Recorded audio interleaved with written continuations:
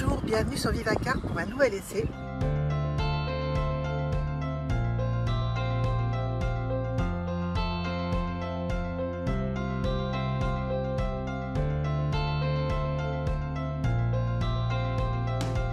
L'habitacle reste l'un des plus agréables du marché.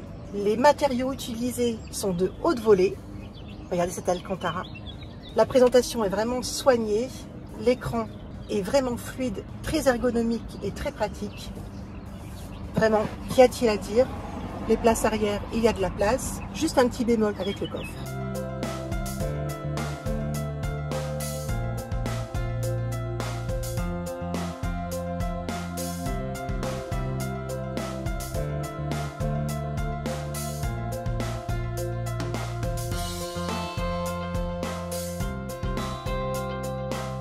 La souplesse et le silence de fonctionnement font merveille en ville comme sur route secondaire.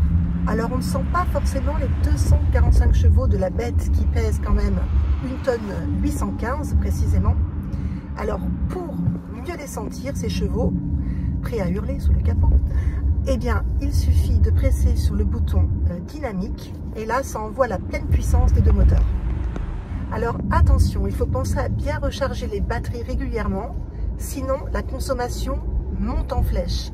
Batterie vide, évidemment, ce Q3 hybride rechargeable grimpe à une consommation de 8 litres au 100, ce qui est du coup beaucoup.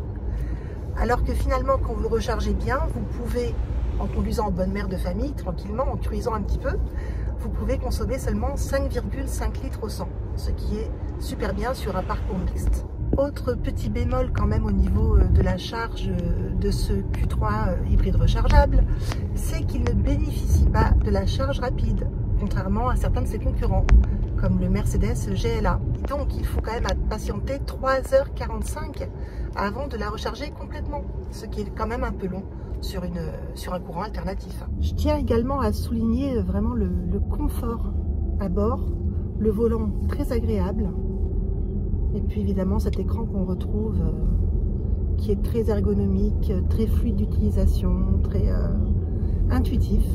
Donc là-dessus, il n'y a vraiment rien à dire. Mes lombaires peuvent traverser la France en diagonale.